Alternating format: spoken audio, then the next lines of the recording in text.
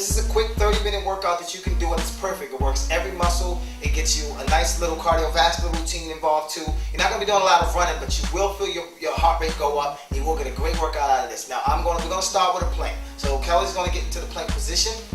If you are an intermediate planker, as I call it, then you'll be in this position. You'll hold this position from 30 seconds to a minute. But if you're strong enough, the perfect thing to do is to lift one leg up 10 times. She's going to lift it 3 though. We're going to lift 1, we're going to lift 2, and then we're going to lift for 3. And then you switch legs and you do the other leg 10 times, but we're only doing 3 here. So you lift 1, 2, and 3. If you're even stronger, you're going to reach out in front of you. She's going to reach and alternate your arms. So she's going to alternate her hands. And then you're going to go to 10 with this position. She's only going to do 4. The second exercise that you're going to do, folks, is you want to be laying on your back. Now what Kelly's going to do, she's going to lift one leg up for me, lift one leg up, and then for 30 seconds, you're just going to pulse with your glutes off the ground. You're going to lift your butt up off the ground for 30 seconds. You want to just come up and down. You really feel it working your lower back. You really feel it working your glutes. And by this leg being up, you'll feel your quadricep is actually being contracted. So you're actually working your quad too. Make sure you're breathing when you're doing this exercise. If you don't, you won't make it through the workout, okay, folks? The third exercise that you're going to do, folks, is called a side hip lift. Basically, you're going to be on your knee and on one hand. You're going to make sure that you're lifting one leg up. As you can see, she's lifting one leg up. And as she lifts that leg up, she's actually working her gluteus medius and working her gluteus maximus also. Then you're going to stop and make sure you switch sides and do the other side. Remember your hands on your hip. Your other hand's flat on the surface, you're on your knee, and you're lifting. As high as you possibly can lift, folks. You want to lift as high as you can. Good. And you're going to do this also will be done in reps of 12 to 15 until you get strong and you can go to 20. Exercise 4, ladies and gentlemen, you want to do is what we call the proposal squat. You're going to be in a squat position.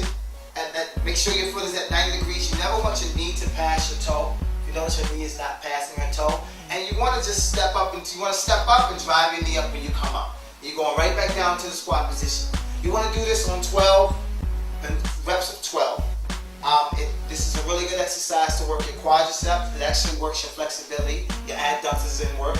Your abductors in work while you're doing this exercise. It's really good. If you want to advance this exercise, you can put on ankle weights, folks.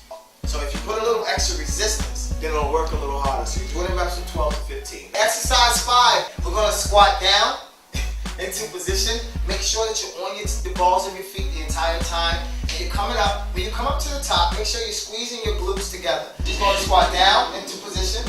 And then she comes back up and she squeezes her butt together at the top. That way you can work your glutes and your calves are being worked because you're staying on the balls of your feet. To advance this exercise, you can always add, again, some weights into the exercise. Now, folks, if you happen to fall forward when you're doing the exercise, you don't want to go down as far. You want to go down as comfortably as you can with keeping your chest up.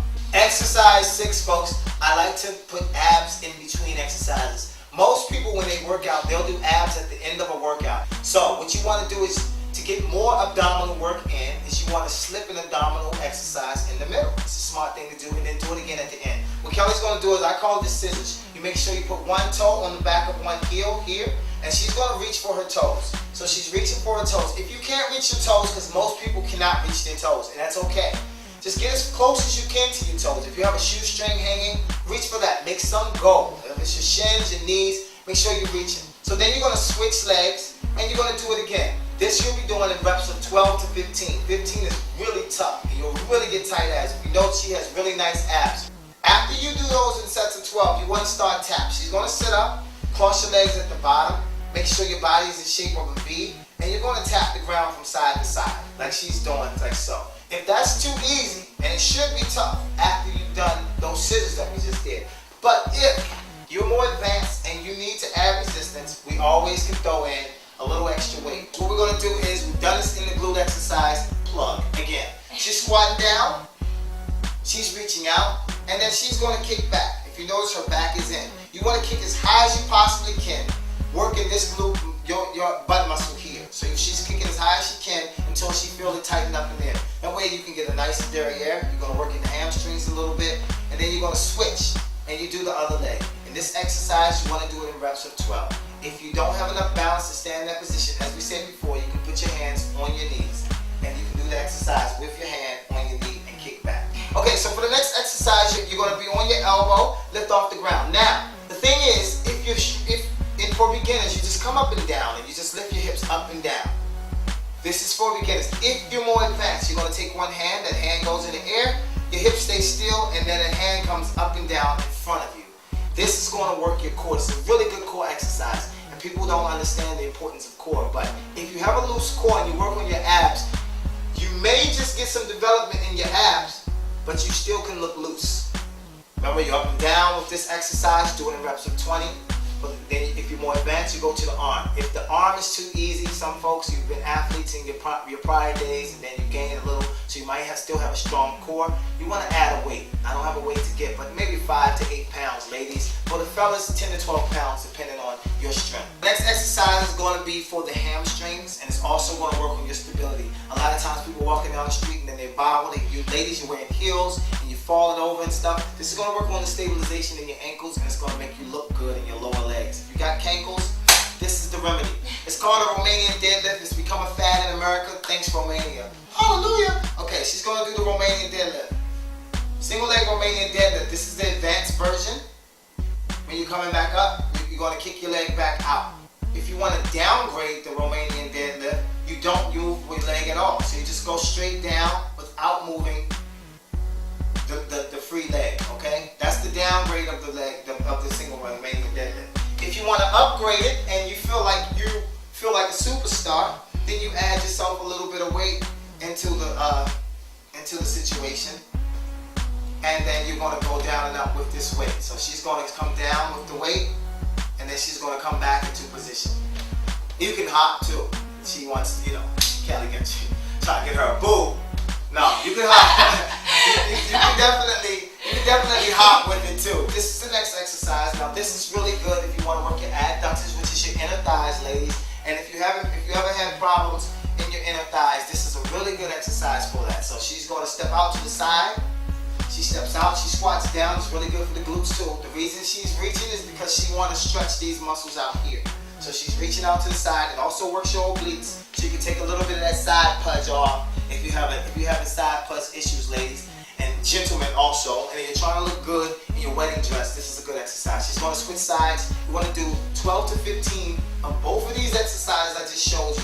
You want to do 12 to 15 reps. As we know, push-ups is the best thing you can do for your chest, for ladies and gentlemen. There are women out there who say, I don't do push-ups, that's not good for me. You want ladies, you can do push-ups. It's really good for your chest, it's good for your triceps, which is the secondary muscle being worked, and the third muscle, which is the shoulders. It's really good exercise for you. If you're not strong enough to do a push-up, which a lot of females and males aren't, you can start on your knees. So you're coming down to your knees, and she's going to do a push-up on her knees until she's strong enough to do it on her feet.